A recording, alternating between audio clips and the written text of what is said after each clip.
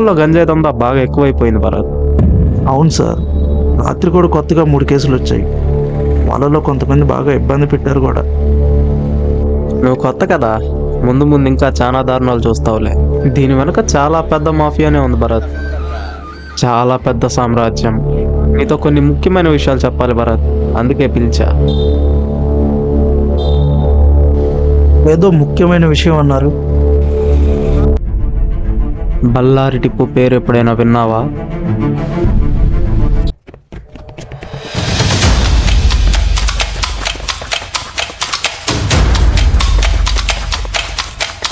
సిటీలో కాలేజ్ కుర్రాళ్ళందరూ వాడి హ్యాండ్ ఓవర్లోనే ఉన్నారు. సిటీ మొత్తం వాడి కనుసైగల్లో నడుస్తుంది. రేపులు, మర్డర్లు, దందాలు, కబ్జాలు, వాడి చేయని క్రైమ్ అంటూ లేదు.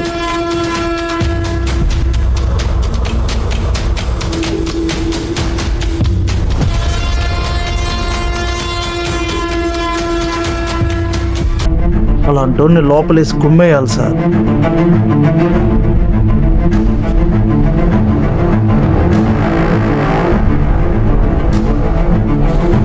బళ్ళారి టిప్పు గురించి నీకు ఇంకా సరిగ్గా తెలిసినట్లేదు భరత్.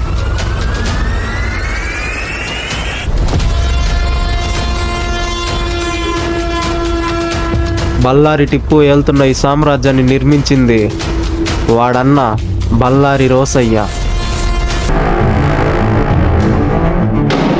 నువ్వు ఆఫీస్లో జాయిన్ అయిన మొదటి రోజు టేబుల్ మీద ఏంటి సార్ ఇన్ని ఫైల్స్ ఉన్నాయని అడిగావు, గుర్తుందా?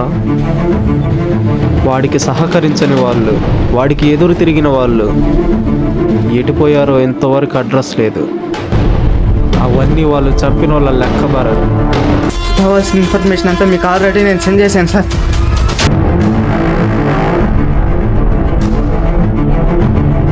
ఒక్క నిమిషం భరత్. హలో విక్రమ్. నేను పోలీస్ అని నాకు తెలుసుకుంది సార్. విక్రమ్ విక్రమ్ భరత్, నిన్ను తర్వాత కలుస్తా.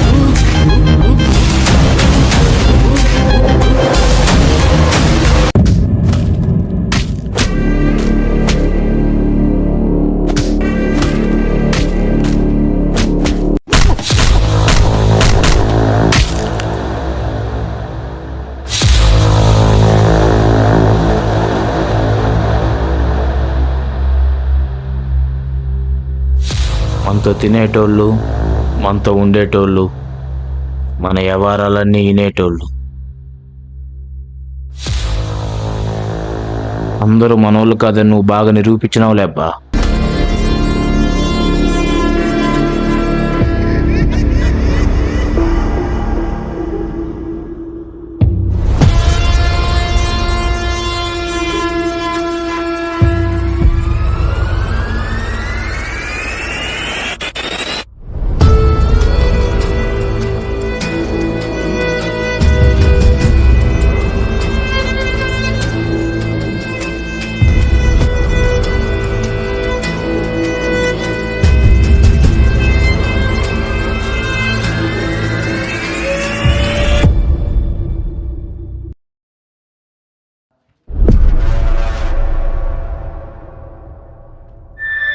పైకి చూడు, బళ్ళారి రోసి అంటే ఎవడో ఎరిగినేనా నీకు? వాడెదురు నిలబడాలంటే గుండెండక్కర్లా? ఆ గుండె నిండా దమ్ముండక్కర్లా? పైకి చూడు, వాడు పైనుంచి ఊడిపడాలప్పా. నిన్ను చూస్తేనేమో నా కళ్ళు కప్పి నా రాజ్యంలో తిరుగుదాం అనుకున్నా. పైకి చూడు.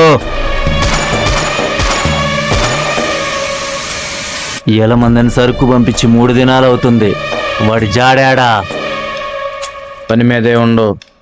నువ్వు ఊపిరి పీల్చేది కూడా నాకు తెలుస్తుందప్పా. అబద్ధం ఆడతా ఉండవు. ఇదే తిరిగి సరుకు చెన్నై చెక్ పోస్ట్ దాటకపోతే ఏమవుతుందో ఎరికినేనా నీకు? అవునన్నా, లక్షల్లో నష్టం వస్తుంది. చెత్తలో కొడక. నష్టం లక్షలో కాదురా, సామ్రాజ్యమే పోద్ది. ఈ రేతిల్ సరుకు చెన్నై దాటలేదంటే పోలీసుల చేతికి సిక్కినట్టే మనం. ఇప్పుడు సరుకు సాయంత్రానికల్లా చెక్ పోస్ట్ దాటాలా. ఎలమంది ఆడుండాడో కనిపెట్టు. సరుకు చెక్ పోస్ట్ దాటించాలంటే ఎలమంద తప్ప ఇంకో మగాడు లేడు. అబ్బా ఇంకా చాలే నాన్న, నన్ను కింద దించు, నేను నడుస్తాలే. పర్లేదులేమ్మా సిట్టి తల్లి, ఎండగొల్లా దగ్గరికి వచ్చేసినాంలే. సరి సరి అలాగ మాకు.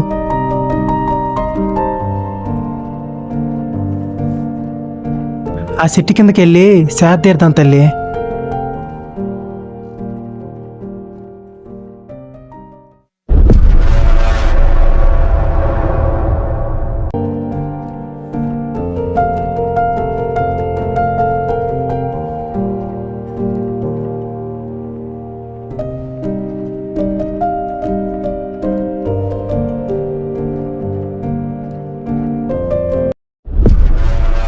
వీడిని ఎక్కడైనా చూసావా?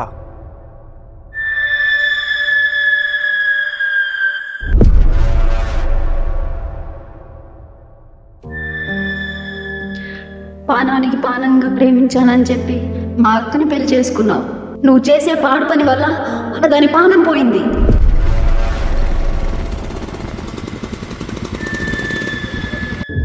నిద్ర వస్తుంది నాన్న.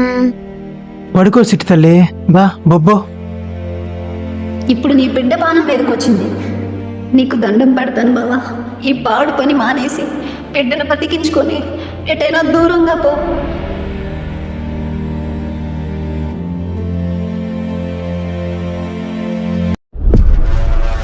వీడిని ఎక్కడైనా చూసావా?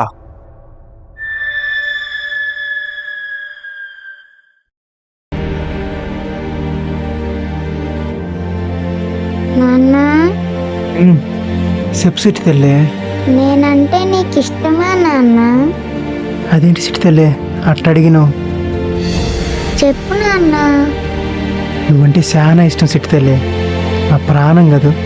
నీకోసం ఏటైనా చేసేస్తానమ్మా. మరేమో నాకు నీతో ఆడుకోవాలని ఉంటుంది. నువ్వెప్పుడు ఇంటి దగ్గర ఉండవు. రాత్రంతా నీకోసం ఎదురు చూస్తూ ఉంటాను, కానీ నువ్వు రావు. అప్పుడు పనులున్నాయి సిట్టి తల్లి. ఆ పని వల్లే కదా అమ్మ చనిపోయింది.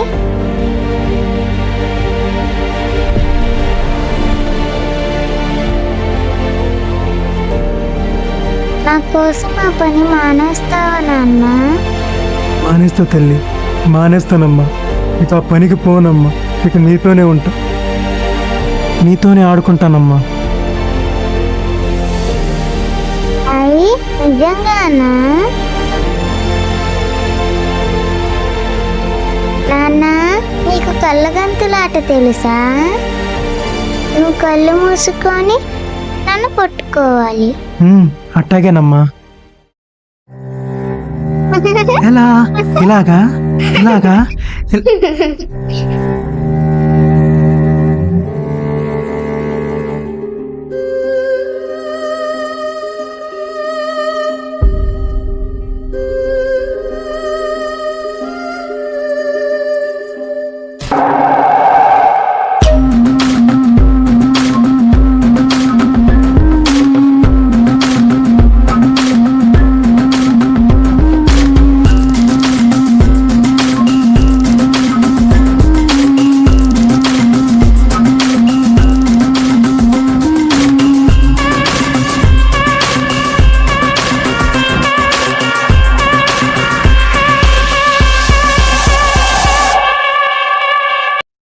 ఏమిరా ఎల్మందా 3 రోజుల నుంచి కాన్ రాకుండా పోయినావు. చెన్నై నుండి సరుకు తేవాలని చెప్పినా కదరా నీకు. కూతురా, సరే దా.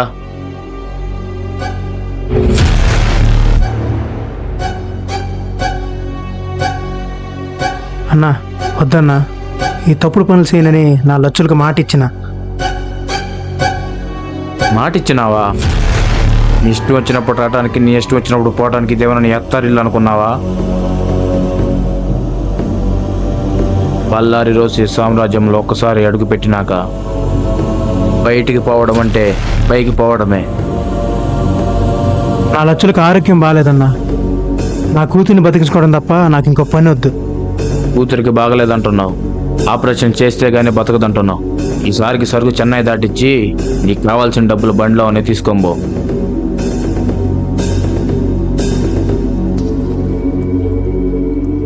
లేదన్నా, లచ్చులకు మాట ఇచ్చేసినాను. ఇక ఇటువంటి పనులు చేసేదేలే. మా అన్న ఎప్పుడూ చెప్తుండేటోడు, అన్ని పనులు మాటలతోనే కాదు, కొన్ని పనులకు ఆయుధాలు అవసరమవుతాయని. అది ఇదే.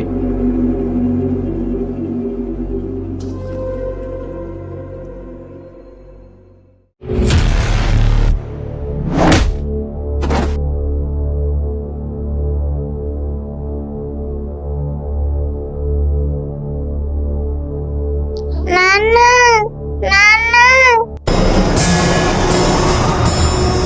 నన్ను వదులు, నన్ను వదులు.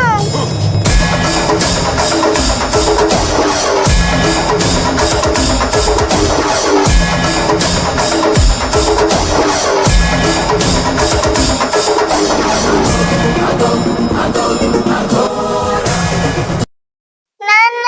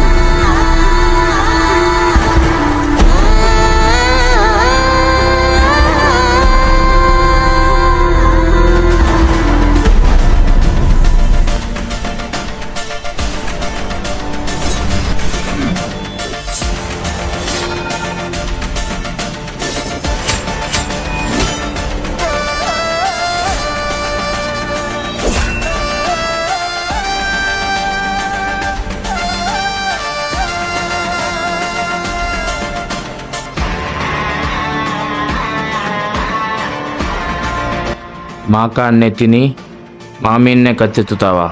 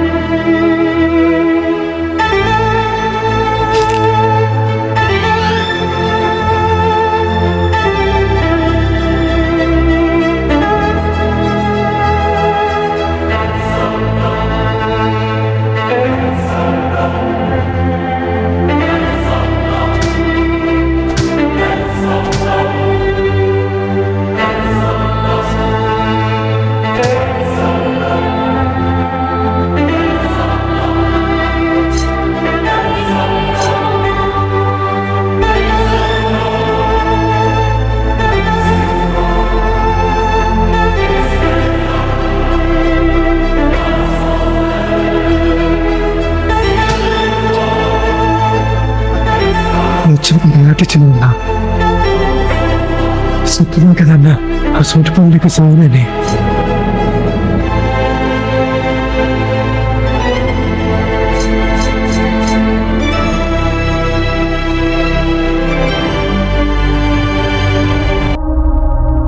ప్రపంచంలో ఎంత చెడ్డోడికైనా మారనీకి జీవితం ఒక అవకాశం ఇస్తుందన్నా. నీ అసొంటోళ్ళు మారనీకి అవకాశం ఇస్తే కదన్నా నువ్వు ఇక బతికింది సాల్లే అన్నా. లచ్చులు లచ్చులు చిట్టు తెల్లు అమ్మా.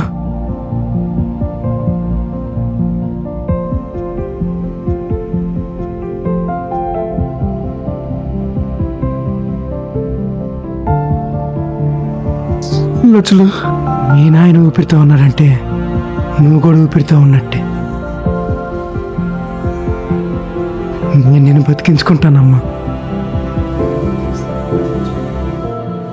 నేను బతికించుకుంటానమ్మా.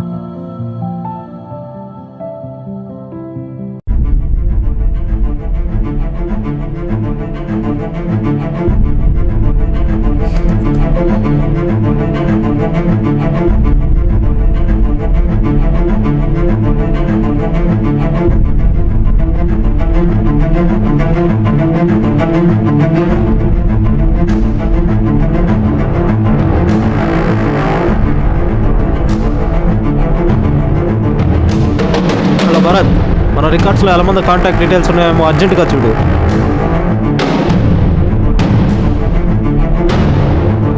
Hello Bharat. Thank you Bharat.